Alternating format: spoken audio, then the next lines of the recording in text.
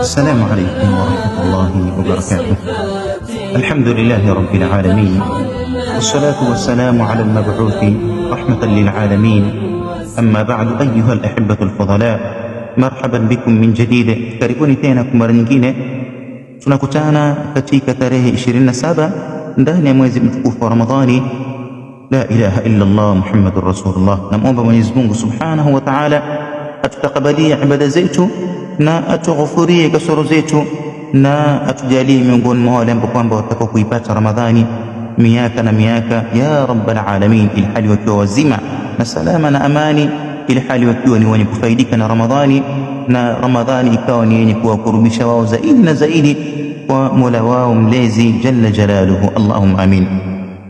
Msikilizaji mtukufu wa Kiislamu, ikiwa ni halaka ya 27 kwenye barnamiji yetu ya asbabu nuzuli li baadhi alayat, sababu ya kuteremshwa kwa baadhi za ayat. Hakikatan ya kuzungumzwa ni mengi na muda ni mchache na masiku yanamalizika. Namuomba Mwenyezi Mungu Subhanahu wa Ta'ala atubariki kwa haya machache ambayo kwamba tunayokumbushana mara kwa mara. Allahumma amin. Mpendwa msikilizaji wa Kiislamu, jana tulizungumzia aya ya Mwenyezi Mungu aliposema fawailul lilmusallin, ole wao wanaosali, alladhina hum an salatihim sahun, wale ambao wenye kuzipuza swala zao. Tukasema katika kupuza kwenye swala kunao kwa njia kadha wa kadha.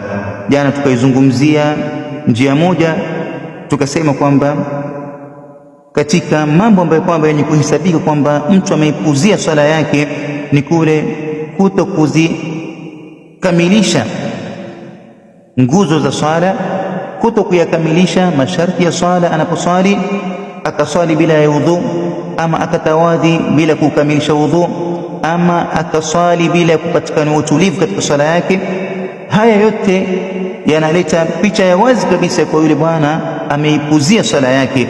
Lau angelikuwa hakuipuza swala yake, basi angelikuwa ni mwenye kuichunga swala yake na hatimaye akayatimiza yote yale ambayo kwamba anatakaniwa ayatimize katika swala yake.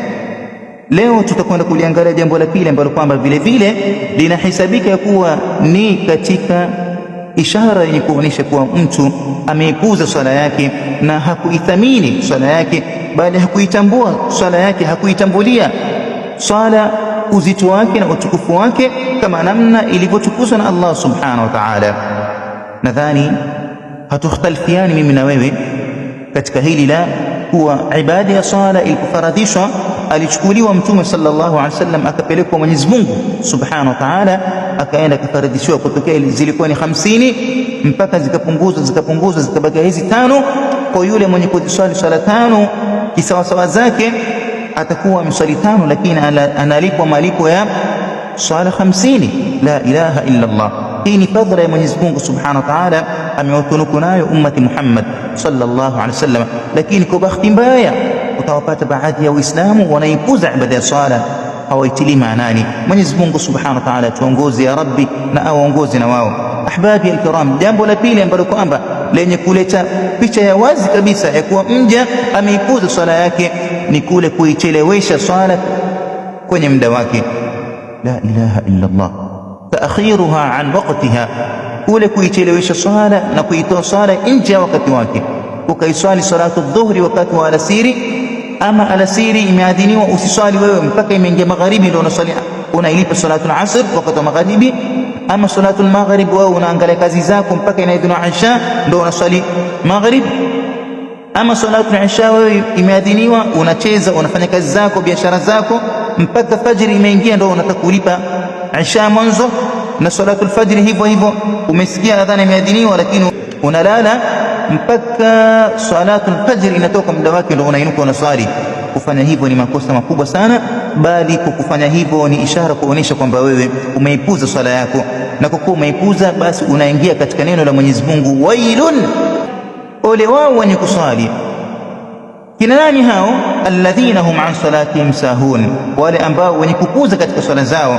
Yamekuja mapokezi kutoka Sa'd ibn Abi Waqqas radhiyallahu anhu, asema katika tafsiri ya hii aya, alladhina hum an salatihim sahun ay huwa ta'khiruha an waqtiha.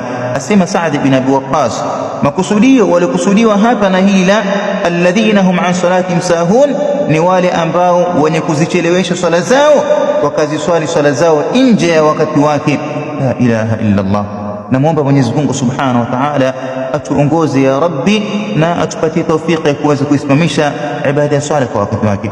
Ahbabi alkiram, wallahi si rahisi. Tusione kwamba nishaswali mimi tayari, muhimu ni kuswali. La, sio muhimu kuswali, muhimu ni uichunge swala kwa wakati wake, kama namna alivyokuagizia Allah aliposema, inna salata kanat ala almu'minina kitaban mawquta, hakika ibada ya swala imefaradhishwa kwa waumini kwa nyakati maalum. Ni lazima uiswali asr kwa wakati wake, na swala zote uziswali kwa wakati wake, kwa neno la Mwenyezi Mungu aliposema, hafidhu ala salawati was-salati al-wusta, zihifadhini swala tano hizi kwa nyakati zake, pamoja na kuihifadhi swala ya kati na kati ambayo kwamba ni salatul asr, muiswali kwa wakati wake. Ayati ni nyingi sana zenye kutuhimiza sisi na kutuonesha kwamba ni lazima tuziswali swala hizi kwa wakati wake. Namuomba Mwenyezi Mungu Subhanahu wa Ta'ala tuongoze ya Rabbi, na atupatie tawfiki kuweza kusimamisha swala kwa wakati wake ya Rabbal Alamin. Wassalamu alaykum wa rahmatullahi wa barakatuh. قرأ القرآن وصلى لله عز وجل. Qoyama Image, sisi tunafikisha na Allah anaongoza.